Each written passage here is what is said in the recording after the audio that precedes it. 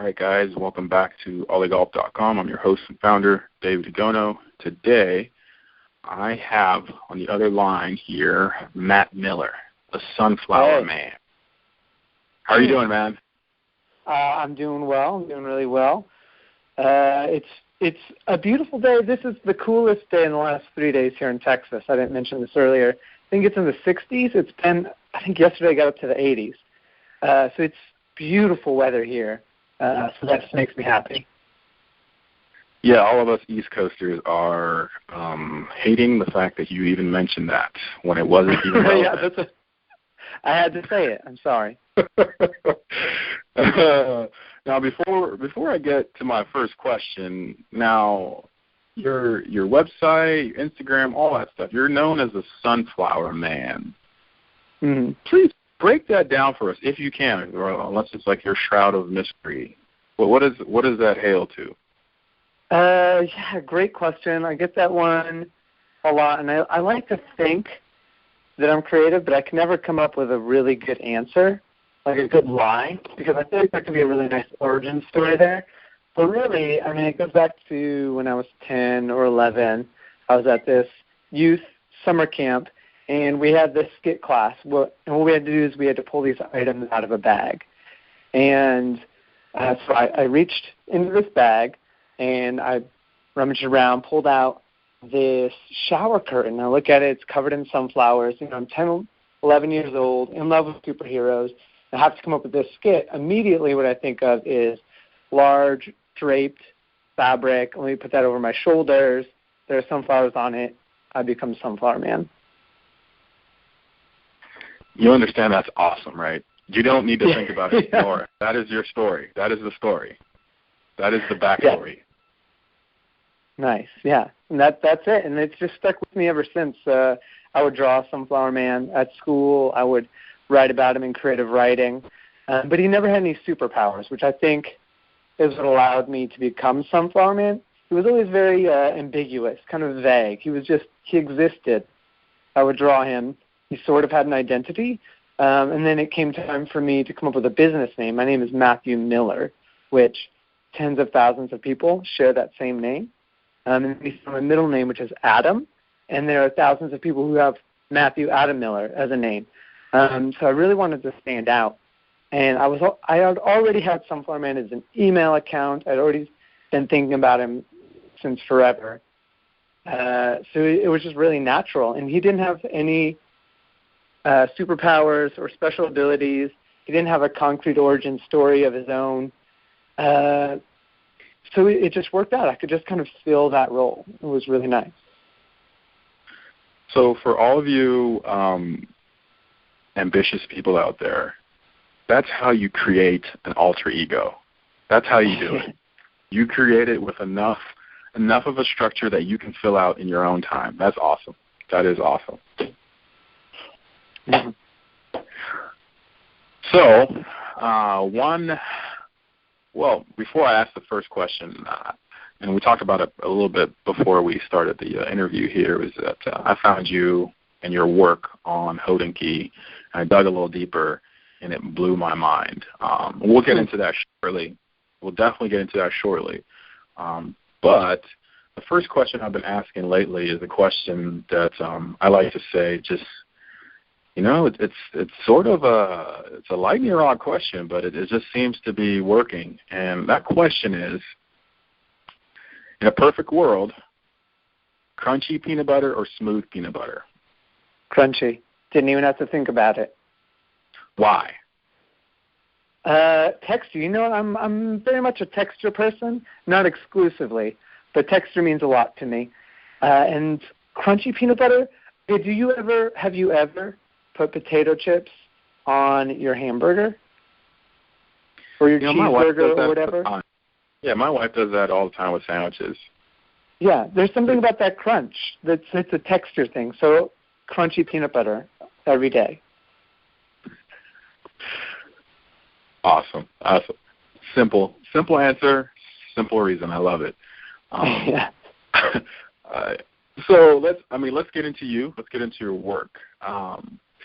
You have your own site now, or I guess you've had it for a while, and whether it's Instagram or Twitter or honestly other people's Instagrams or different high fashion events around the globe, I don't think that anybody can look at your work and say, oh, well, I've seen that before. Whether it's watches, which is how I first got fascinated by your work, or men's fashion. I mean, let's start from somewhat of the beginning. How did you get it? Well, let's talk about the art first. Were you always artistic? Yes, always. Well, okay. Very simple question, but I think it's really loaded. I think everybody's artistic. I don't think everybody takes the time to express their creativity. So maybe this is just semantics, but I think everybody's artistic. I've always been artistic. Everyone I know is artistic in their own way. What I would say is I've always drawn. Ever since I left the womb, I've been drawing. I've been doodling with a pen or pencil, whether it was my sister's makeup, putting it on the wall. It didn't really matter. I was always creating 2D images that represented something. I think dinosaurs were probably a focus for a long time. Dinosaurs eating each other, running around, dying in volcanoes. It was mostly about dinosaurs for a long time. So I've just always been drawing, and then it kind of evolved into painting. And I mean, I've just never stopped. Yeah, and there's a theme that we're going to get back to, just as far as just doing the work, even if it's only seen by your eyes for a season of time. Doing the work tends to give you the platform, I should say, of finding your specific work or your calling, if you will. So, I mean, let's bridge that. So after, let's just say that we'll just call it adulthood or however you want to characterize it, how did you, let's make it specific. How did you get even to the point where you can do that special with Hodinkee on, the watches? Like, how did that come about? Was that you, or was that somebody else finding your work? The feature itself? Yeah. Yeah, that was somebody else finding my work. So that comes from a project I started, which was called the 100 Watches Project. And I had already started a career in menswear, and I wanted to know more about watches because that industry has just exploded, and it's really strong within the menswear industry. So I wanted to know more. I've known nothing and never owned a watch when I was younger. Basically, I knew that Rolex was a thing, and I felt like that wasn't enough. I needed to know more about it. So I thought, I paint, I draw. This is a really great way for me to intimately know more about watches. And so I started a project, and I had an open call for submissions. For people to go to my website, they had to tell me their story and then tell me why they are submitting the watch they were submitting. So that really had a nice grassroots growth. People would share it because their watch would be painted, and all of their friends would see it, and they would share, and it was just this huge within my own world network explosion. And somewhere along the line, somebody within that group of people saw my work who also writes for Hodinkee. And that they saw it, they wanted to share it, and that's how it came about. That's awesome. Now you mentioned how you were in men's fashion. How did that happen? Was that by chance, or is that something where there was an opening and you kind of filled it? I think both of those things together, because in menswear there's really nobody. I don't know anybody else who would call themselves a menswear illustrator. There are other people around the world right now who do menswear illustrations, but not exclusively. So this is what I focus on. I feel like I've done some searching over the last couple of years, and I have not found anybody else who is a menswear illustrator. And so there was a hole there that I thought I should fill. because nobody else was doing it. And the menswear industry is just in this huge renaissance. And it was at a time when I wasn't sure what I was doing with my art. Like, I didn't know where it was headed, so I needed to figure something out. And I just saw this huge hole. So it was by chance that I kind of stumbled upon it, but I realized that it was something that I could step into and kind of fulfill that role myself. I mean, that's awesome on so many different levels, because I think too many times, let's be honest, whether it's a blog or a job or clothes even, fashion, let's even go there. We copy what somebody else is doing or what somebody else did because it's easy. Not only did you not do that, you kind of found a way to mesh it with skills that you already had or that you wanted to develop at the very least, which brings me to my next question is, I'm asking this question, and this is an audio interview, so there's not really pictures or anything like that. But I encourage everybody to look. I mean, what is it? Sunflowerman.com, right? Yeah, sunflowerman.com. All one word. Yeah, I mean, honestly, like how? And I'm saying this, and this might be like child's play for you to answer, but how did you develop your skills once you started focusing on men's fashion? How did you start doing that?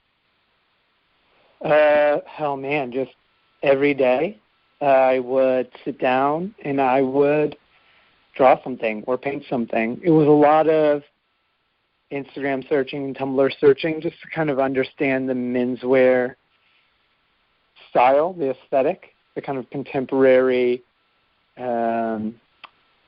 way that people were wearing clothing. So it was every day just kind of searching and drawing, just over and over and over again, every day, all day. That's kind of, I don't know if I'm sticking to your question there. Oh, it's funny because you're not, but you definitely are, because it was honestly, it's sort of a trick question, because a lot of people think that because you're doing something in a different genre or a different perceived skill set, that you have to do certain things differently, which, at the very end, after you do the initial work of actually drawing every day and actually doing research on what to draw, how to draw, what's new, what's old, what's in vogue, that stuff is pretty straightforward. So, like I said, that's really the best way to answer it. Let's be honest. Let's be honest, Matt. What are some of the challenges that have confronted you as an artist doing men's fashion?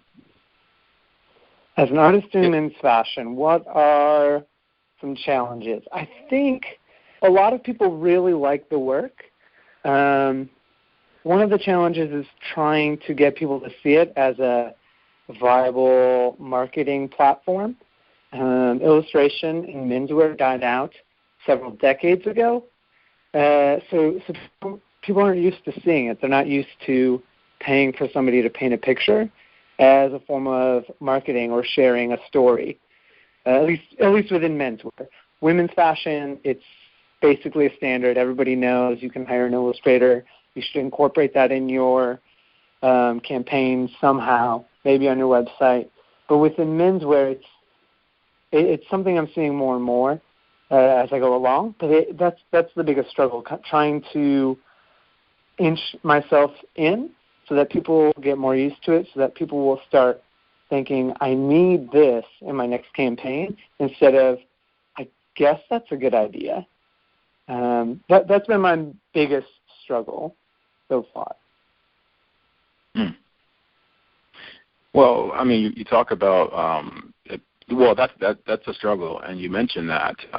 Who did you admire as an artist, whether they were in your field or fashion or not? Who were some of your admire is a big catch-all bucket for people who you like their work, you like their style, or you like their, honestly, platform or their pay grade, whatever. Who were some of the artists that you admired?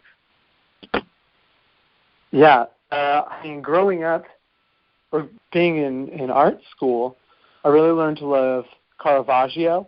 He was a Dutch Baroque painter, kind of was the master of chiaroscuro, which is, if you guys don't know, it's bright light in a dark room, essentially. It's a special way of kind of making your image have a really strong source and a really dark background. He was a master. He was brilliant, kind of insane, but brilliant artist. I love Alphonse Mucha. He was a great, I might get this wrong, he was a French artist, great influencer during the Art Nouveau period. Some of the most amazing work I think I will ever see. Moving a little bit more contemporary, I love Greg Simpkins. He's kind of a hip-hop, not hip-hop. He's a street artist. There's like spray painting. Are you there? I'm here. I was gonna say, don't say hip hop. It's a whole new ocean when you say that. But keep going. Well, this guy's not in. I don't know why I said hip hop, but I just heard a beat. That's why I was wondering what happened. But Greg Simpkins is amazing. He's contemporary, and then a fashion illustrator, David Downton.